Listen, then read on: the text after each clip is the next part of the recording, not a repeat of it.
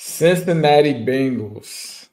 Man, let's get into it. Coming up next on the Wincinnati podcast. It's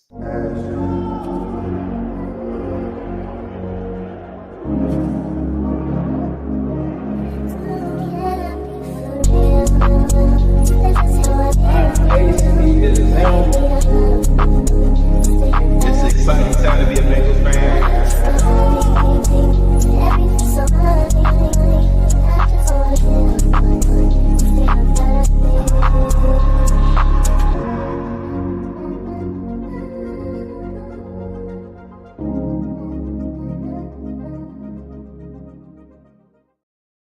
Welcome to the Wincinnati podcast. I am Ace. He is Zim. Partner, how you doing today, bro? I'm doing pretty good. Rough game, rough season. I had a really good Thanksgiving. I don't think I talked to you about this. We got a sponsorship here. Shemi giving me straight up, what's this Burrow Babies juice right here? But yeah, shout out to the juicing scene. I know a lot of people like juicing and stuff. We gotta make sure we shout out to people trying to get healthy and stuff. But yeah, just a rough game, rough season. I had a really good Thanksgiving, and I don't know if we ever even talked about that. How was yours? Thanksgiving was cool, bro. Got to hang around the fam. Wife cooked. Food was good. Yeah, everything was good. Thanksgiving, it was cool. Like you said, rough game. I don't know, bro. It's rough coming off of that on a Sunday. I think now I think I crashed out a little bit earlier. I was on the phone with one of the people we know, the boy Divine, crashing out. It was a crash out session for sure about the Bengals. I think for the most part, the crazy part is I held most of the crash out in for the most part for these past couple of days.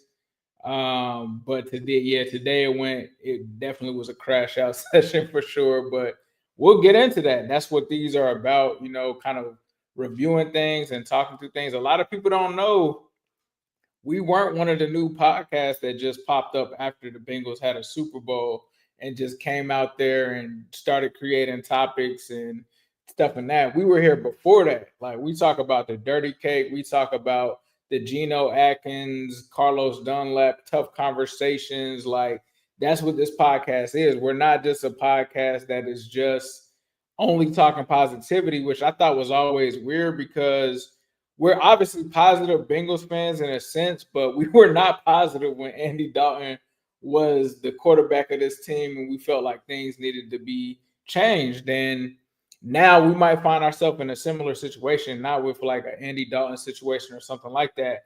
But obviously, it's going to be time to get critical. But before that time comes, we are going to go through what happened yesterday. So we're going to recap the game, give our reactions to it. We're going to talk about the outcomes of that game and what it means for the rest of the season. And then we're also going to talk about ways we feel like the Bengals can get fixed. So we're going to go through all of those coming up next.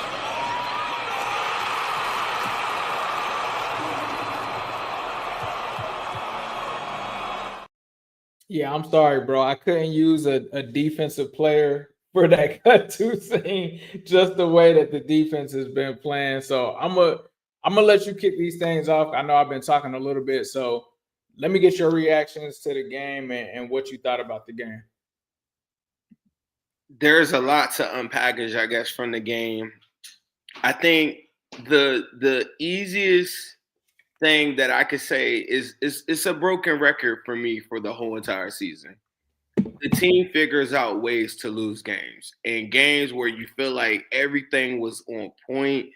I know, like I know that they're still a score some points early, and but think about it. You get the pick six from Karen Taylor Britt. We can't even talk about that. Yoshi has one of the best catches I've seen all season from him, and all these different things are happening like early in the game. And think about it, the first 14 points is a Cam Taylor, Britt, pick six. Then you come back, Chase Brown is looking crazy, and every single time that the Bengals do anything, like positive, they always figure out some way to like mess it up, whether it's like it's always in a crucial spot. And I don't know if that's a trickle down effect from the coaching staff. I don't know if that's a trickle down effect from all these different things that have been going on, whether it was the contract stuff that happened in the all season, what all these different things. Remember, they were like the vibes were off in Cincinnati. I guess they were right. The vibes have been off the whole entire season, even when the Bengals, from the very beginning didn't play well offensively. Like week one, I thought like the defense did its thing in a spot, but then the offense does nothing, or like the Giants, like you got so much of that the whole entire season. And we were holding on, for dear life, saying like, look, we could salvage the season. I seen this team go on a run. When it got 21, like 14, and we were up, and then they got that easy touchdown from Najee Harris, and then it got tied up, I was like, yeah, this not it. Like the defense, they like today they haven't had it the whole entire season. But I'm not a big injury guy. I'm not a big ref guy or whatever. But like, some of that stuff for a bad team, it just starts to weigh on you. Like if you're a good team and you're winning, you could kind of weather the storm. But like I thought it was evident early in that game. No Logan Wilson. It made it so that the communication, I feel like Russell Wilson just stumbled upon something and said, you know what, I'm going to throw this check down to Najee. And then by the time he did it the second, third time, he was like, wait, they can't react to this? Like, and like every time I throw one of these, I'm getting 10, 12 yards. Do y'all know that Russell Wilson had 270 yards of yak on Sunday? 270 yards of yak is insane. And I just think, like, coming into the game, you're thinking, like, well, the offense got to cook. And then you got these cornerbacks. You got Dax Hill out, DJ Turner, and you're like, okay, Newton, it's time for you to step up. And if you think about it as fans, we're like, we know that this stuff is like the ship is sinking around us, but we're like, come on, boys, y'all got to get it together. And like I said, when I saw that run, I just was like, dang, got it. And, I still believed in the team, of course. Like, I'm them, so I'm still thinking they're going to win. There are critical parts in this game, and it's been critical parts this whole entire season, whether it's offense or defense. And it's just they hit, and when they hit, it's like, it's not, and that was my overall takeaway from the game. Did you have an overall stance on the game that you just, did you have a moment where you were like reflecting on the front office, or like, what was your moment in the game where you just was like, this is everything? This has been my overall takeaway was this has been the Bengals in 2024. Hopefully it's not the Bengals in 2025, but that was my overall takeaway from this is these two sides of the ball have never played complementary football at all this season, right? My first takeaway is this, and I said this on Twitter, and I like Twitter is a weird place because no one kind of understands what you're actually saying or how like your tone, there's no tone in text. So when you write something, it kind of can be taken several different ways. And the thing that I wrote yesterday, and I told you about this, and I didn't think anything when I tweeted it out, was early in the game, there was a fumble by Joe Burrow, right? Now, let me preface this to say, not blaming anyone in particular, but the first you better preface it. First thing that I said, I'm just like, damn, bro, that's not a good spot for us to have a fumble. Like, you can't fumble there, Joe. That's not with this defense. You can't do that. Like, you can't have a situation like that. And I was just simply just commenting that, and it just my mentions went crazy in terms of like, are you blaming Joe, this and that? And I'm like, bro, I'm just commenting on the game. Like, just like the Bengals defense can't give up a touchdown in a minute and 20 seconds or a 70-yard drive or something like that. That's all I was saying. And I just look at it and I'm just like, that's what it is. The defense can't stop anybody. The offense is committing turnovers, whether it's Joe Burrow, whether it's Chase Brown, whether it's whoever it is, whether it's a fumble here, fumble there, or interception because of a tip pass or, somebody's not taking care of their end of the bargain on either side of the ball. That's just how it's been. And it's like, this is a team, no matter when they are in close games, I do not trust them to come out on top. And that's what we kind of saw. Like, that's what my overall takeaway was, is this team cannot close out games. This team cannot play together at the right times. This team cannot persevere and overcome the deficiencies that they've had, whether it's coaching, whether it's personnel that they put out on the field that has you scratching your head, whether it's turnovers on the offensive side of the ball, whether it's the coach putting players in situations not for them to have success. That's just been what the Bengals have been this season. This is not a playoff team. This is not a team that's a contender.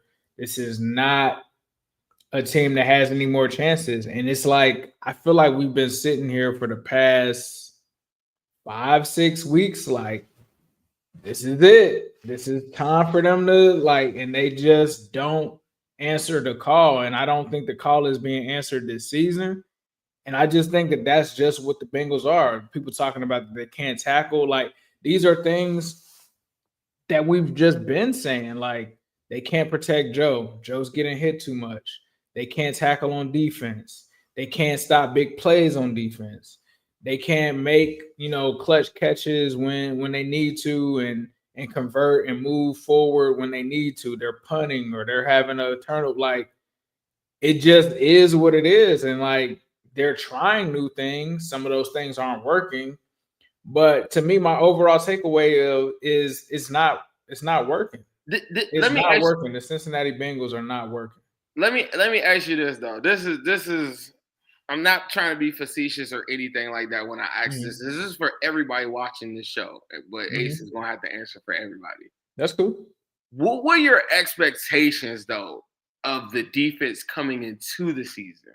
Because Lou Anarumo's never had anything above a top 16 defense. I expected them to be 20th defense. Like, I didn't expect them to be. I think they're the worst defense in the NFL.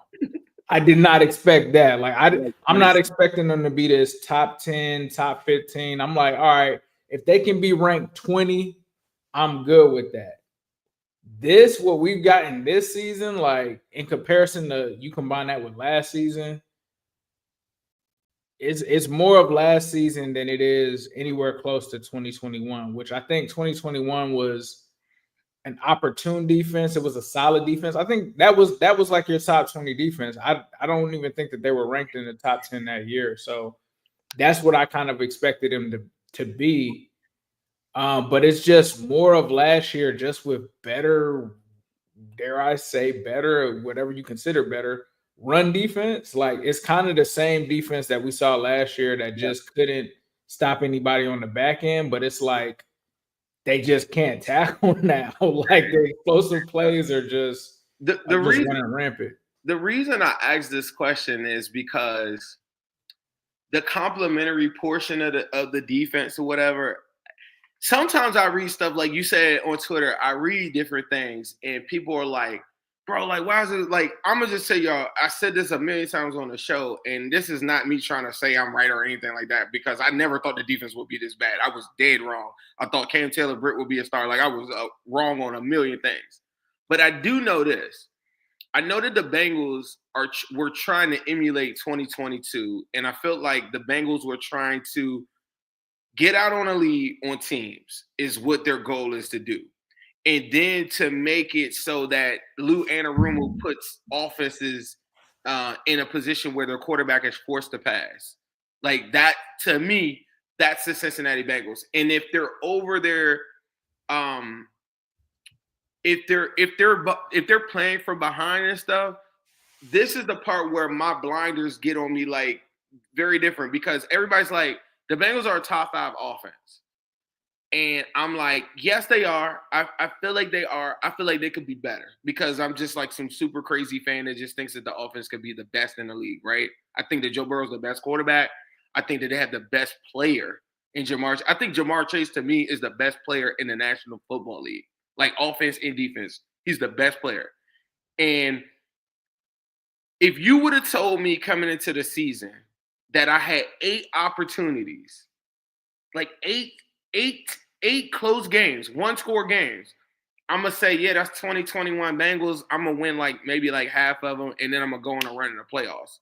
But to go to like in all of these games, and I know that they're a bad defense, but in all of these games, I would have took this opportunity if you tell me before the season, hey, bro, I can't tell you your record, but you're going to be in 8 close games by the time you get to week 12, 13, or whatever week we're in. And I'm like, hell yeah, Joe going to cook. Like, Joe going to kill these dudes. But for whatever reason, I don't know if it's the identity of the coach. I don't know if it's like, and all these different things have been happening before. You remember Burrow had the wrist and all these different things. You could hide from different things like before. And now I'm at this point where I'm just like, that's where I got to the end of the game, and I just said, we need a new coach. Because there's no way that this guy is this good. I'm watching him throw the most insane throws. Like the throw he threw to Yoshi on the sideline would get glazed from Mahomes, Allen. Like you got to think about this. Herbert has thrown like 5 touchdowns in the last 5 weeks total, or some crazy stat. And they're 4-1, and he only has to really throw for like 200 yards or so a game because he has a better defense, right? But a lot of these other quarterbacks or whatever, like Josh Allen is glazed. I was in a gym today. It was Josh Allen for like an hour in there, and I'm like, bro, must have threw for like 400. He threw for like 150 or something. Like, I'm like, what? Joe is throwing so much crazy stuff that there's no way that you could tell me that this coach can survive this is my ultimate takeaway from the thing. Because to give this guy that many shots and you fail to execute, whether it's McPherson, whether it's a late turnover, whether it's whatever, I don't know. That's all starting from the stem and the top of this whole thing by saying the coach. And whether it is that missed tackles, it's a toughness to it. Players should be benched if they're missing tackles. Players should be benched if they're getting 0% pressure rate. And I said this on the show before the game happened. I said, if these guys are not making plays and this coaching staff is still standing behind these players, then they have to take the consequences that go along with it. And as soon as the game was over, I was like, I'm done with them, bro. Like, and it took me a whole season to get through it. I'm never a fired Zac, da-da-da. And I understand there will be somebody that say, well, it really starts with the front office. I understand that point, but you have a point to be able to control what you can control in the immediate. And then you have the long term. We could talk about investment firms and different things where you can sell like shares of the team and all these different things like that. Before we get into those high escalated conversations in the offseason, the immediate right now tells me that this defense was stubborn to say that these are the guys that we're going to play. The offense and the coaching staff and the head coach was stubborn to say, I'm the play caller. I'm not giving up my play calling duties and all these different things. You have to have consequences for that. And it can't be a presser. Who gives a shit about what somebody – I hate when I go to Twitter and people are like, well, did you see – oh, my God, I can't believe Evan McPherson. Like, what does he smell like? I don't care about any of that. I'm an actions guy. I'm a results guy. And there's only but so much talking you could do. I could come on here, I could preach, and people were like, yeah, that's cool, Zim. You've been getting this hyped up. But now it's time for the other part that you talked about before they probably met us, like before the Bengals got good. For people that just joined us, this is the part where I put an axe and I draw a line in the sand and I say, if I want this team to win, it cannot happen with this person, this person, this person, this person. I've been very kind. I've been very generous. I've been very patient. But now that I've seen what y'all told me was the best route and you failed, the only consequences you have to go. And the crazy thing about it, Zac Taylor would go to another team, I think, and be like a good quarterbacks coach, an advisor, somebody like a Panthers team with a young Bryce Young. He could be a head coach over there. But the one thing he can't do is get the Bengals over this hump. And the Lou Anarumo's, the honeymoon period of cooking up Mahomes and all that stuff, all that is over with. Like, don't nobody care about none of that. I don't even know what the record is versus Mahomes no more. I don't care. I'm looking at the AFC North record. I'm looking at what is going on right now, and I'm looking at what's currently transpired. And I'm saying there's no way that anybody in that front office can say that with a healthy Joe Burrow and a healthy Jamar Chase, that's the product that we're rolling out of here with. You gave 8 opportunities in close football games, and you went 1-7 in those games. So I got to go here and get my hopes up every single damn Sunday, put my Bengals gear on. Shout out to this cool ass hat. And then I got to go out there and rah, rah, rah. And then at the end, get my heart broke every single time because the coach isn't confident enough, or is it strategic enough to make sure that you're winning games when it matters the most at the end of the game, when it matters. I don't care about Joe Burrow stats. I don't care about Jamar Chase's stats and stuff like that. The only thing that we care about, or I care about, is winning. The name of the show is called Wincinnati Pod for a reason, because it's a whole conditioning from a whole decades of people that have told the Bengals that they ain't shit and they'll never be anything. And the reason why I'm here is to talk to people about this is what it takes to win. And I can't be on here and tell people like, yeah, I think, we can figure it out. We got Zac Taylor. I've seen enough. I've seen enough of Lou Anarumo. I've seen enough.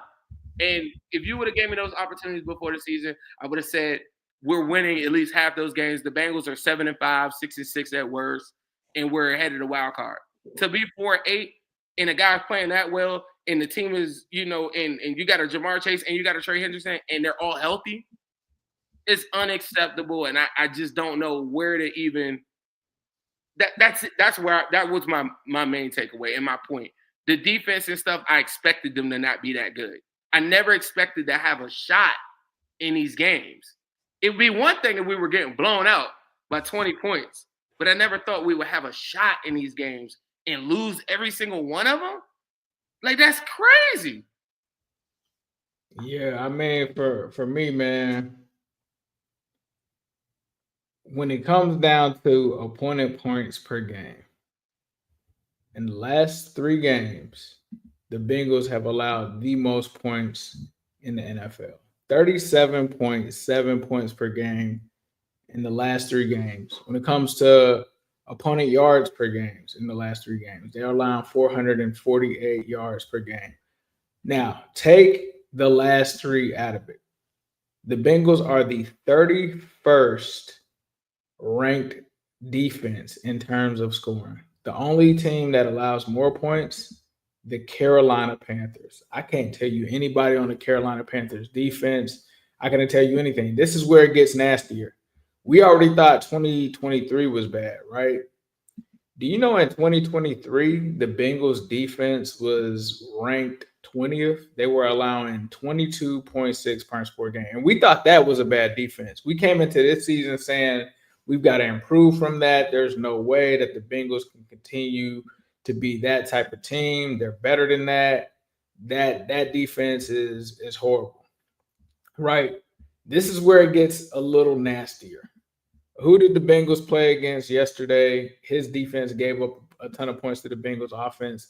Terrell Austin, right? Known for having some of the historically worst Bengals defensive performances that we've seen. That was in 2018, right?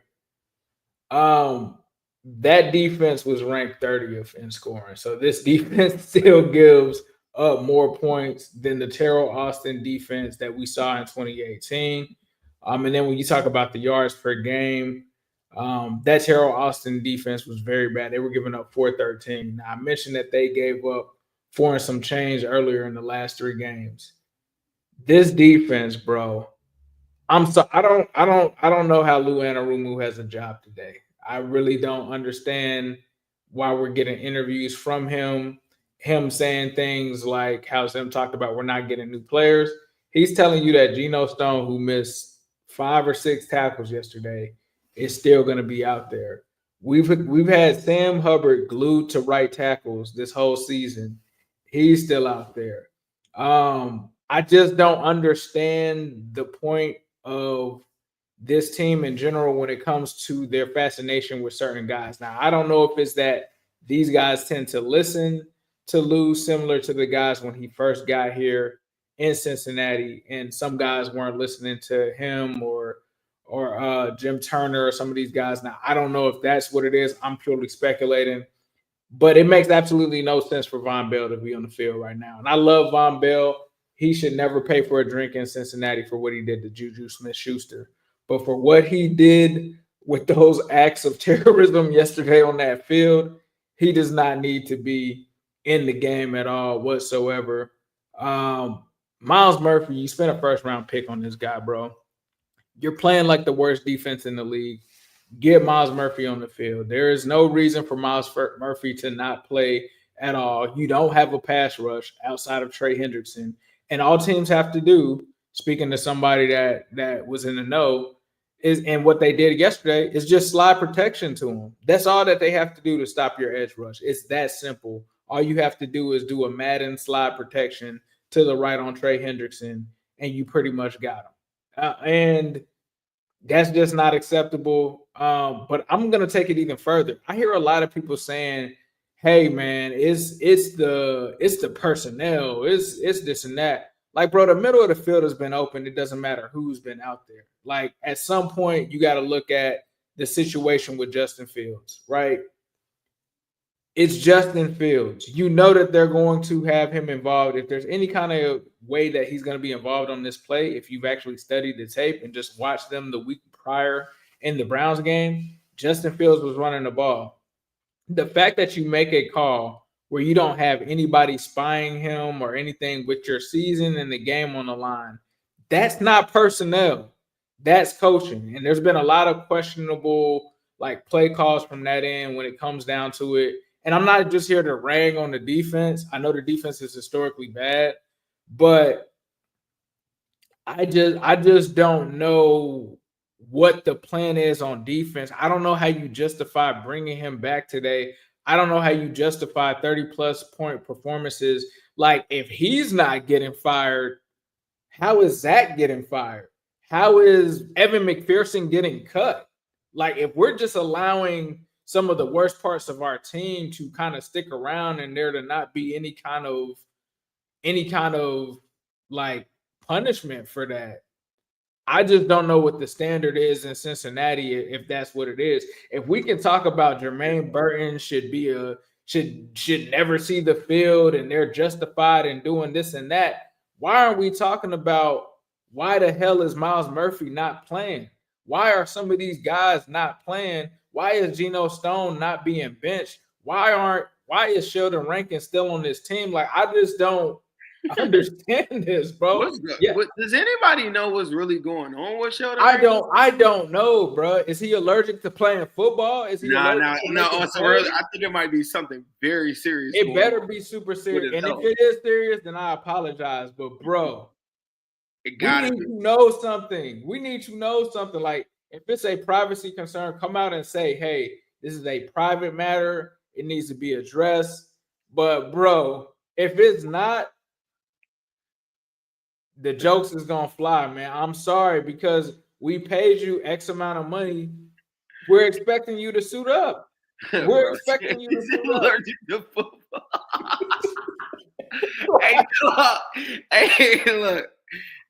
Look. There's so much. Can I say this? All right. So the team is very cooked. You made a really good point. I will say that Miles Murphy did play 23 snaps. Sam Hubbard played 34. There are guys that DJ Ivy played 1 snap. Tyson Anderson. Where the hell is Tanner McLaughlin? Like, I don't know. In the next 5 weeks, maybe we'll see some of those guys. But my point still, like, about like this, just them being very stubborn on, hey, look, these are our guys. Then you got to go down with your guys is my ultimate point. But can I say a couple good things just moving forward? I know everybody wants to like just cook them. I will say this.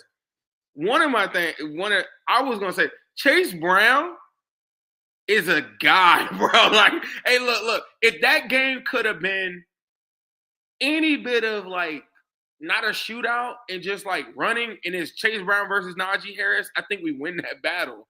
Like, if he holds up, like ball security and everything. Like, Chase Brown looked like he was shot out of a cannon. Herbert only gets the 1 carry, but I think moving forward, I don't think that the Bengals should even look at running back moving into the draft. I know I'm a little ahead of everything, But I just feel like Chase Brown, I would lighten his running back load because there's nothing else to play for the rest of the season. I would give a lot more carries to Herbert. But those two together, I feel like them dudes are like how did you feel about Khalil Herbert getting one carry? I didn't like that. See, I want Khalil Herbert to cement his place as like the number 2 running back, and I think it will give him enthusiasm to say, yeah, I'm gonna sign with these dudes. And I think also the staff would even be able to see what can he do, how well can he pass protect, different things like that. Also, if Burrow is hurt or walking around limping or whatever, I wouldn't even play him next week. I would go under center and I would do a little bit more with Herbert or whatever. But I will say this: Chase Brown, when he first got here, I thought that. And if you go look, like I think people think because I'm a big Mixon enthusiast that I had any ill will towards Chase Brown. No, I've always wanted Chase Brown and Mixon to be together. That was the whole thing. It's like I think you'll have the best running back room. But I will say this: Chase Brown has the makeup to being one of the better running backs in the NFL. From what I saw, he just needs to learn a little bit more patience on some of this stuff and not just running into 300-pound people at full speed. Him and Herbert, I think, could be a real good tandem, and you probably wouldn't be looking at running back in the draft unless it's late round, like 5th, 6th, 7th round next year. And that's a thing that we don't even have to go into. Another thing, I know that Burton only had 2 snaps at wide receiver. Him as a returner, why would it take him 13 weeks to do so? I think Burton returning kicks was awesome, bro. He was like 30 yards a carry on all of those returns. I don't know if y'all seen the news. Trent Irwin has been waived also too in a coincide move, I guess. And I thought he looked really good. I wanted to say that, and I wanted to say like the Yoshi catch that Burrow threw that was on the sideline was very, very tough. And him taking the hit on that, I do think moving forward as wide receiver 3/wide receiver 4, depending on how the offense goes, I think he's starting to become more dependable, and I think he understands his role a little bit more. And I think he might be a 400-yard guy every season, 500, 600 at most, but that's very valuable. That's the Trent Irwin role. Somebody goes down or whatever. I would play him a lot. I would give him more targets moving forward. And like I said, if Burrow, so those are the things that I can take from it. Because now mentally, I'm now in a spot where now I'm looking at what is the next step for this team. And I guess we'll get into that segment soon or whatever. But I did want to say that those are some takeaways that I did take away from the game, and I thought were pretty positive. Another thing I said on the show before we went into this is a little negative, but where was Trey Hendrickson I feel like he was there. I saw some pressures, but in games this big, Ravens, Steelers, the big ones like the Chiefs and all these different, I need sacks. I need TJ Watt level plays. I remember you on the show saying, look, Trey Hendrickson is a guy. He is like Myles Garrett. They glaze him all day. They glaze them guys. And my main point for that the whole time is that I agree with you, but Trey got to do it in those games, and he's still one of my favorite players on the team. But I need bro to just do that in those games, bro. All I'm gonna say is Trey Hendrickson had 10 pressures in that game. When I saw Trey Hendrickson in that game, he was around the ball. What they did was they slid protection to Trey Hendrickson and they double teamed him. And when you don't have anybody other than Trey Hendrickson on the other side, and you got Sam Hubbard glued to a left tackle the entire game, and you can't get any penetration outside of anybody, maybe BJ Hill, like that's been the Bengals pass rush, bro. Like that's why they only have 9.5 sacks outside of them. I see what you're saying, but I think it's pretty easy to try to game plan someone like Trey Hendrickson out of the game when you don't have another threat. You can literally just say, hey, 2-3 guys, you chip him, you guys double team him. Let's make sure that Trey doesn't get the ball. And I also talked to somebody that also said Russell Wilson, it was very obvious that Russell Wilson knew that Trey Hendrickson was a threat because he was getting rid of the ball extremely fast. Like anytime that he was holding on to it, he was just looking to get it out of there because he knew that Trey was eventually going to get there. I get it. You do want to see him show up in these games, but he just doesn't really have the supporting cast and like the game plan to be a game plan proof kind of guy. They don't move him around much. They don't move him around. They moved him around in this one. They do a little bit, but not like game, Myles Garrett. Like in this game, though, this was the first time, and the announcer even caught this too, that they got him lined up on Broderick a couple times because I forgot who that was announcing, but he brought that up a couple times. I rewatched the game. They did move him around and that's something. Yeah, I'm just saying they don't do it. They don't do it enough to the point of like a Myles. Like Myles Garrett is gonna play 3 tech. He's gonna be outside. He's gonna be on the other side. Like they're gonna move him around. They have done that. I don't think that they do it enough, but I just feel like Trey has had the pass rush on his back like for years, and it just is what it is. But this show is powered to you guys by BetUS. Don't forget to check out the promo that they have going on right now, YouTube 150. When you use that promo code on BetUS, it's going to give you a 150% match bonus. So please be sure to take advantage of that. We actually did a anytime touchdown last week on our Wincy Play of the Week for Andre Yoshivas that ended up cashing out.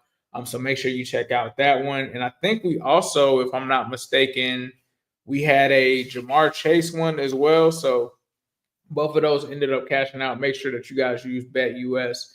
You can get some really good money over there with those gentlemen. So make sure you take advantage of that. But yeah, man, I mean, I would have liked to have seen the Bengals come out of this one with a win. I was a little worried about playing the Steelers. I actually thought that the Bengals did better offensively than I expected them to do against the Steelers defense, which had been one of the top defenses in the league. And I hate the notion. Let me just say this, because I talk bad about the defense and stuff. I don't like that people are saying the offense scored all of these points in any other situation, that's a win. And in any other situation, nobody put 30 plus points on the Steelers. This is the highest one, and the Bengals still found a way to lose. At the end of the day, bro, the offense also didn't help close out the game. Like, you can't just say, I scored 36 points with Joe Burrow, so I should just automatically win the game. At the end of the day, you didn't win the game. And I get it. It speaks to how bad the defense is. It speaks to how bad the situation is for Joe Burrow, that in spite of the offense scoring this many points and doing all of this stuff, they can't win.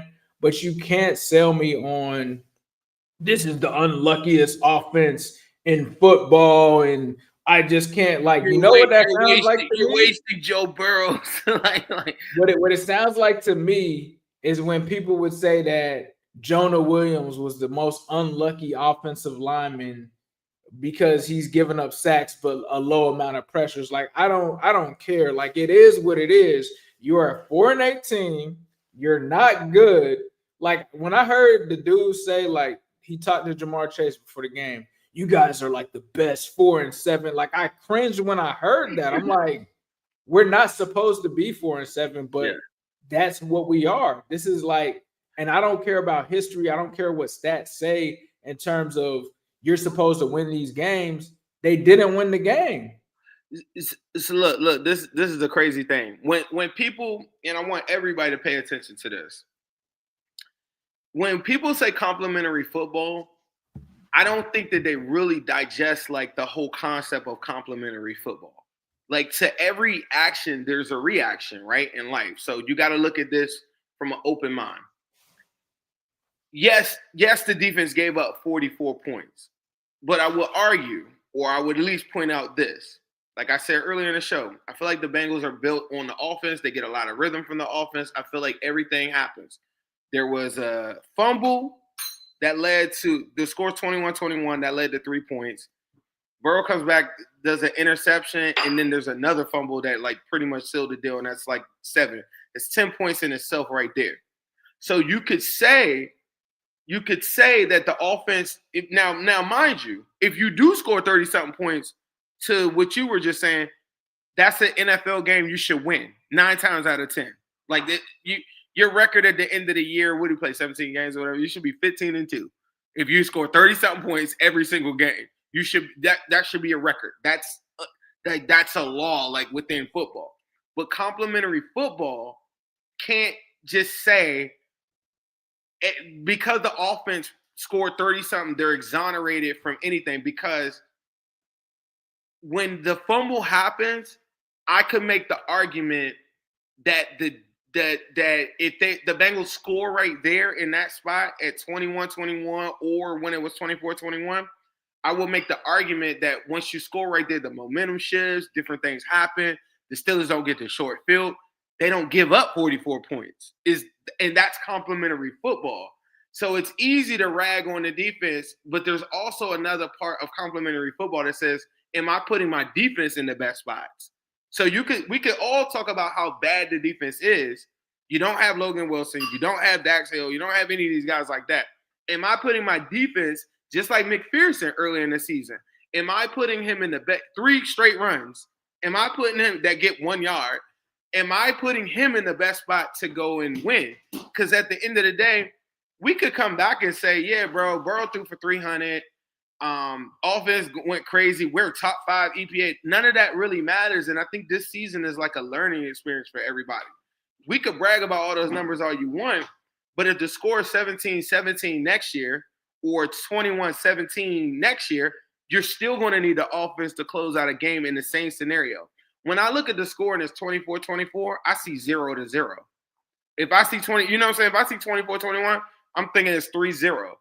You could look at the totality of it and say, yeah, like the offense scored 30-something points. And that's true. And I think they did enough.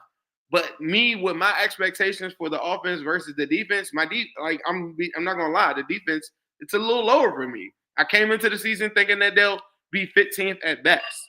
That doesn't excuse the fact that they can't give up 30-something points or 44 points and they look soft as butter. You know what I mean? But there are different things that happen in the game that you can't just avoid. The fumble that happens, it gives them a short field. The defense does stand up and holds them to 3 points in that spot. Later, Burrow fumbles again, and they get the scoop and score, and that's another 7. So that's 10 points right there that you could say that's not complementary football. So instead of giving up 44, maybe they give up 34. And that's the dangers to me of just looking at one thing. Because to me, when you're talking about winning, you have to look at every single detail. And McPherson had a better game, right? So everybody's talking about how bad McPherson is. He comes back and he hits the field goals that he has to have. So you got that on point. We good. You can't then come back and say, well, the whole season he hasn't been good. No, we're looking at this one game. We're looking at this one play. And that's how I view football. I don't walk away from a game and say, well, because the offense had 400 yards, it's not on them. You can make that argument, but there's also an argument that it says that there are moments in that game. Like they come out, they go 3 and out. It was Cam Taylor-Britt that gave them the pick 6 to give them 7 points to start off. Cam Taylor-Britt had a really good game. He had 3 big-ass hits in that game. He was the one person I thought in the secondary that actually stepped up and was balling out there. Newton had some plays here and there too. He got cooked too. He's a rookie, and it was his first start. But, the defense isn't good. We knew that they weren't good. But I do think people need to look at the sequence of plays too. And that is the real reason behind saying complementary football. If you're going to just say after every game, oh, they gave up the offense scored 30-something points, I don't care about that's not real complementary football. So that's just a little food for thought. Yeah, man. Did you want to move on to how we fix the Bengals? Let's do it. Yeah, bro. I mean, I think it's pretty obvious you got to clear out this staff. Like, I'm not pulling any punches anymore.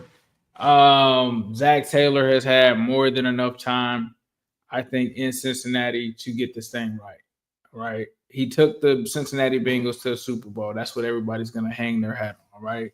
But what people don't want to admit is that he also lost them that Super Bowl with a lot of the similar decisions that we've seen. We talk about personnel. I'm not trying to be like, oh, I was right, this and that. one of the things that I think a lot of people forgot about from the Super Bowl was one of the decisions, and this is probably going to be nasty because this guy's not even on the team anymore. Neither of them are on the team anymore, right? Do you remember when they made the?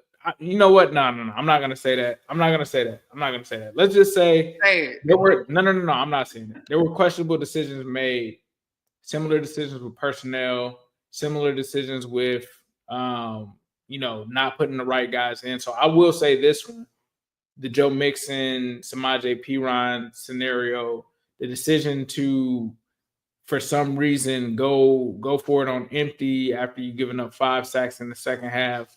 A lot of questionable decision making was made by Zac in that one. We've seen the Bengals win in spite of Zac Taylor. A lot of people are going to be like, hey, Ace, why do you want to get rid of Zac? The offense is cooking. Burrow's number 1 in EPA and this and that. The Bengals offense, do you know what it is? It's made off of Burrow, like random plays of the play breaks down. Joe Burrow finds Jamar Chase in the end zone off of an ad-lib play that they've done, and then they make the play. That's why we sit there and we just tell Joe Burrow to throw it to Jamar Chase, even though he's covered, because Zac Taylor's offense doesn't leave anybody open. And we just expect them to make the plays because we've been conditioned to that being the Bengals offense for the last couple of years. So it starts with Zac Taylor. Like, the message is still, you're keeping Lou Anarumo here. You've kept a lot of guys here, Frank Pollock, Jim Turner, some of these guys that are questionable decisions, you've kept in place. I've got to cut the head off of the snake, and unfortunately the head would be Zac. And then obviously you got to move on from Lou. Defense has done nothing but regress. Really outside of 2021, they call him Lou Dini. He's made the defense disappear. Like, that's just what it is. When it comes to anything surrounding that, you've got to clear out these guys that have also been the guys that have brought in the players that are here, which is guys on the coaching staff. And then I think you have to look at the front office. I just don't think that they will do it, but I think it's clear based off of some of these drafts, based off of some of these personnel decisions that have continued to kind of be the same and not work out, that somebody in the front office either needs to get demoted, they need to have additions to the front office to help them out, they need to have additions to the scouting team, something. I think Steven Radicevich does a great job with what he's kind of dealing with. So I wouldn't think you would move on from him. But I think you need to give some of those guys a bigger role. And I think you need to add to their staff to help them in the front office. Whoever is doing the contracts, they got to go, bro. They got to go. If this person doesn't want to pay Jamar Chase, they got to go. The person that's responsible for the situations playing it out, like fumbling T. Higgins, fumbling DJ Reader, fumbling a lot of these players, the Jamar Chase situation, you've already pissed them off with that. That person got to go, bro. Whoever is negotiating contracts for the Bengals, I repeat, it's the same person. It's the same scenario. We hear it with Andrew Whitworth. We hear it with Jamar Chase. We hear it with anybody that says the Bengals offered me a disrespectful number that made me pissed and made me not even want to negotiate with them at all. They got to go. The ownership group, we can't get rid of them. But you know what? They got to feel this heat too. If they do not make changes, people should not be renewing their season tickets, bro. Like, if they're not going to make the changes on their own, they got to do it. And it's going to take Joe Burrow to do this. I can tell you all of this on the podcast. I don't matter. It don't matter what I say. Unless 9 says that these changes have to happen and there has to be something that's going to change, it's not going to happen. Partner, what you got for them changing the Bengals? I think in the offseason, we're going to have a whole discussion on, like, selling, like, maybe a portion of the ownership, like to invite outside investment firms and different things to help them with the cash flow portion of it. I think that that's something that I want to educate people on how that could look, what it would look like. I don't believe in selling the whole entire team because I think it would move Cincinnati, and I don't want that to happen. I love Cincinnati. As for the team in the immediate, it's getting rid of this coaching staff that has failed, this team. And I hate when people say, like, they failed Joe Burrow. No, they failed the team.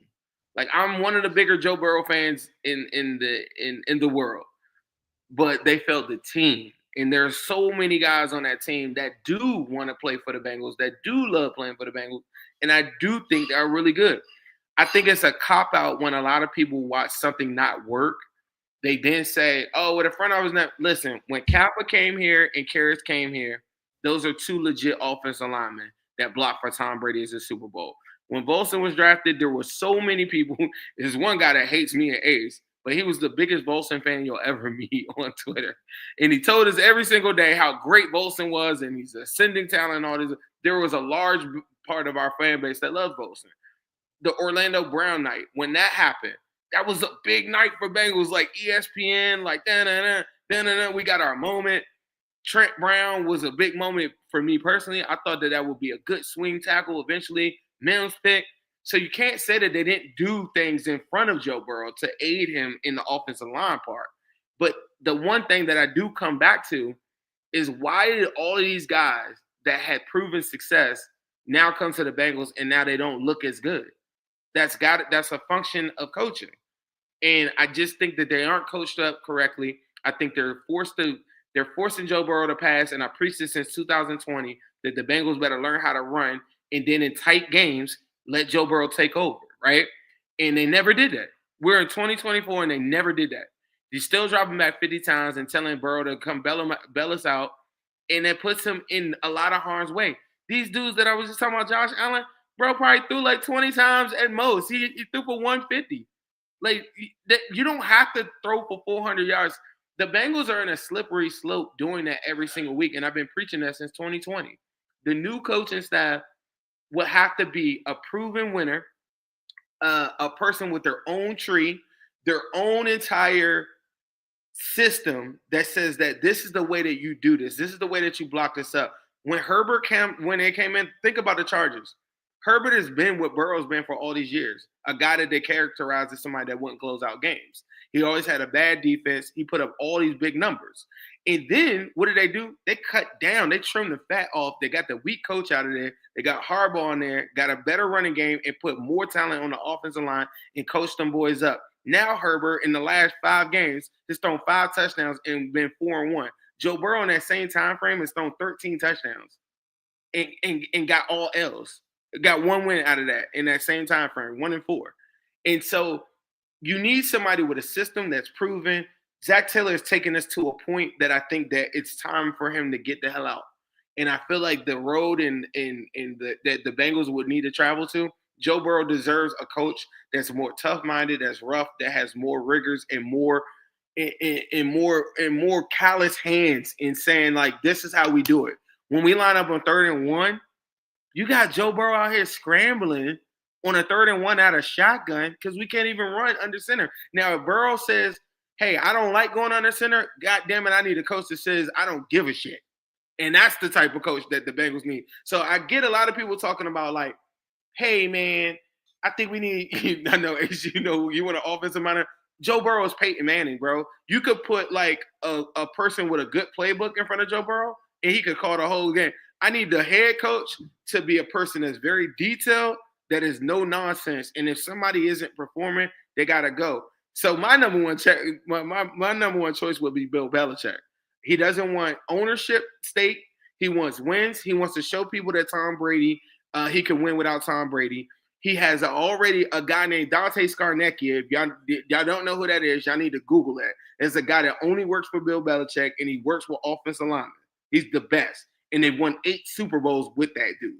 You get somebody like that. He has his own coaching tree. You probably get Matt Patricia as your defensive coordinator. You get Josh McDaniels as your OC or something like that. It doesn't even really matter that much to me about the OC. I know that sounds like a crazy take, but Joe Burrow's so advanced at this stage.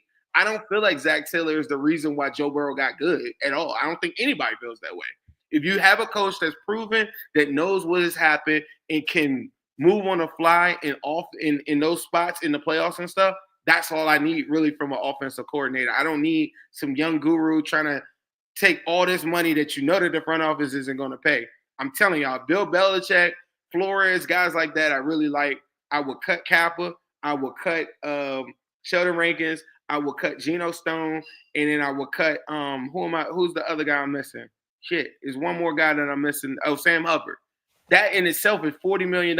The Bengals currently has $60 million in cap moving forward in the 2025 season. They would then have $100 million in cap space. You said that the Bengals won't spend money. How about in the 2020 all season, in the 2022 all season, they both spent over $100 million in cash. Remember, in 2022, they gave Orlando Brown $40 million up front, a check on a Monday, and said, here you go. They gave Joe Burrow $40 million in the middle of a Kansas City game and said, $40 million, here you go.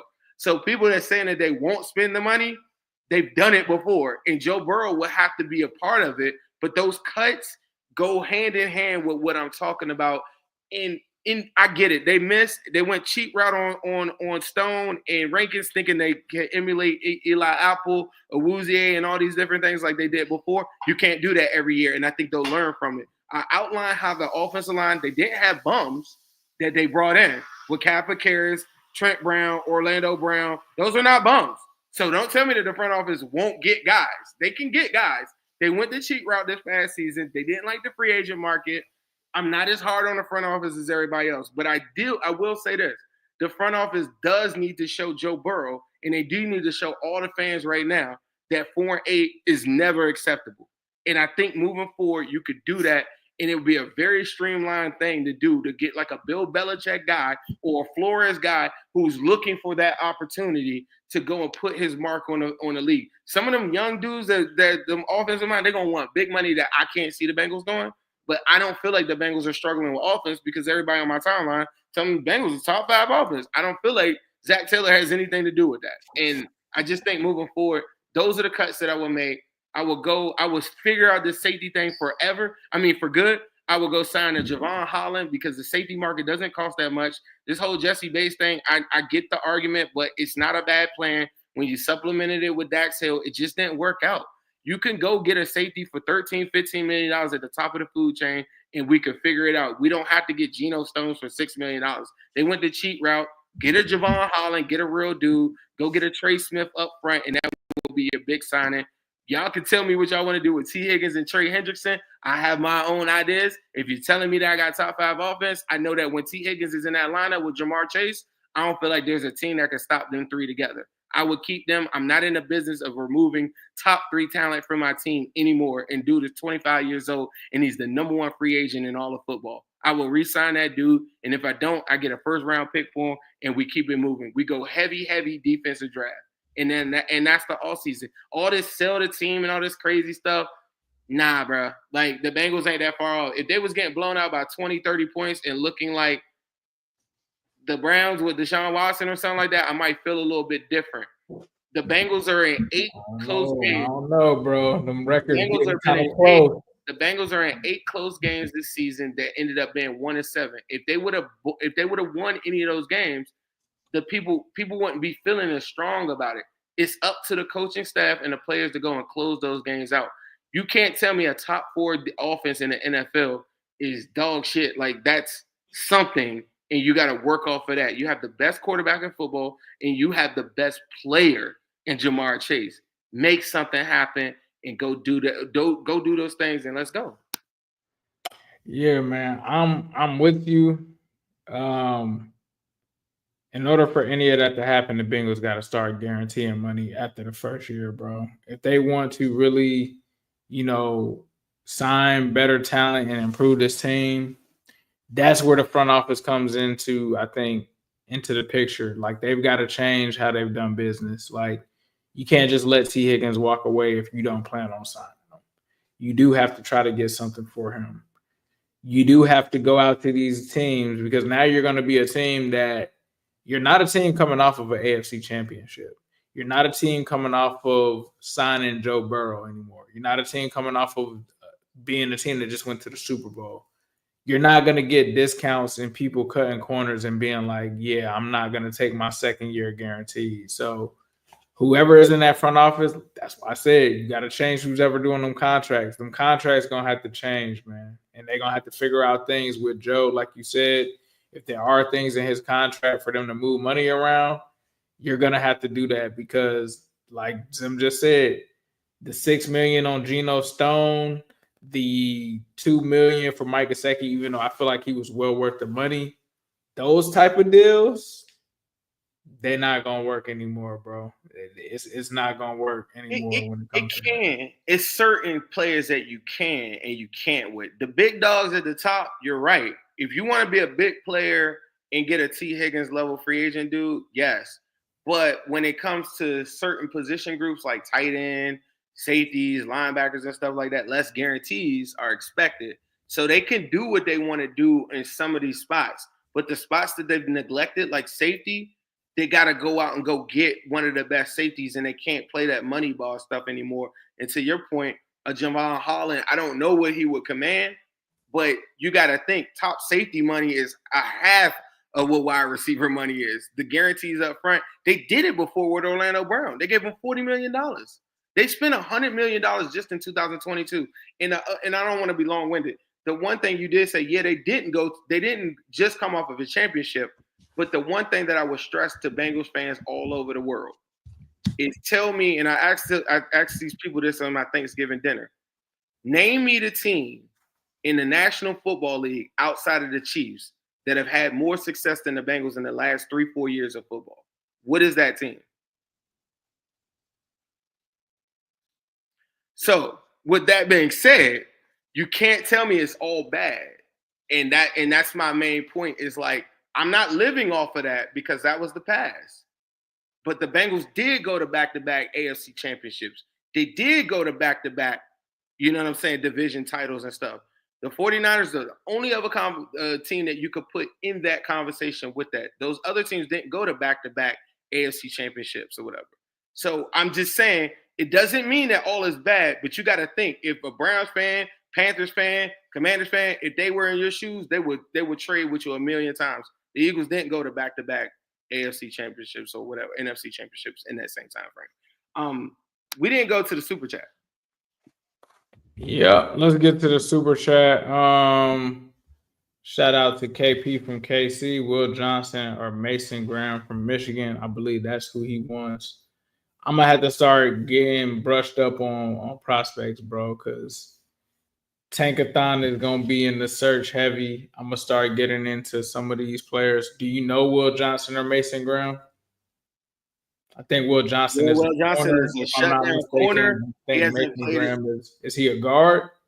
Mason Graham is a defensive tackle from Michigan. There's another kid on Michigan that also had 10 pressures in the game that they just had against Ohio State.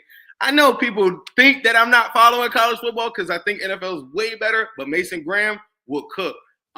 Milton Williams in free agency, I'm ready to go. Like you're gonna, hey, look, when I get into my bag, when it's free agency time on it, I'm ready to go.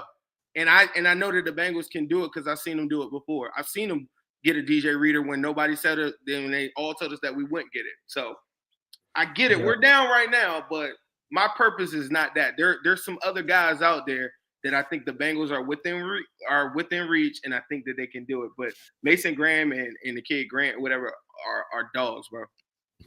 And KP from KC, another super chat. Benadryl for the tackling allergy that the Bengals defense has.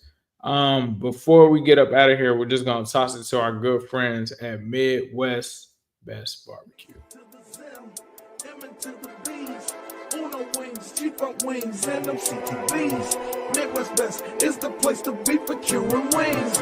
Midwest Best is the place to be for curing wings. It's the AC to the Zim, M to the B's. Uno wings, G-Front wings and them CTVs. Midwest Best is the place to be for curing wings. Midwest Best is the place to be for curing wings. Say what up to Jordan Battle. We be going to battle. Intercepting balls like CTB did on Seattle. Putting 6 up on AZ. Juice gang amazing. Make sure you come get these wings. The Zimby stay blazing. And T-Game be smooth as ice. Jamal making DBs fold. TV got big levels. And now you already know. It's so pretty for Uno wings. Cam got the new wings. We call them CTBs. Only at MBs. H to the Zim. M to the B's. 669 Justice Court in Loveland, Ohio. Make sure that you guys stop in and visit Midwest Best Barbecue, home of some of the best wings in the natty, some of the best barbecue, some of the best brisket fries that you will ever have. Drown your sorrows in Midwest Best Barbecue. They'll get you covered. Make sure you stop in and let them know Ace and Zim sent you there. Zim, was there anything that you wanted to say before we get out of here? No, just reading up on a bunch of stuff. But no, here we are, man. Like, this is it, season. We're at a crossroads where I guess we're just playing. We just want to see guys moving forward that, like, who's coming with us. I think Joe Burrow made that point at the presser. Next 5 weeks, we're going to find out about guys that's going to be here and guys that's not. I could see the pathway of the Bengals righting the ship, but it's going to take everybody to, have all hands on deck. I've been a Bengals fan my whole life, so this is it. I'm married to the game, baby. It ain't no changing that. Yes, sir. Thank you guys so much for listening to the Wincinnati podcast.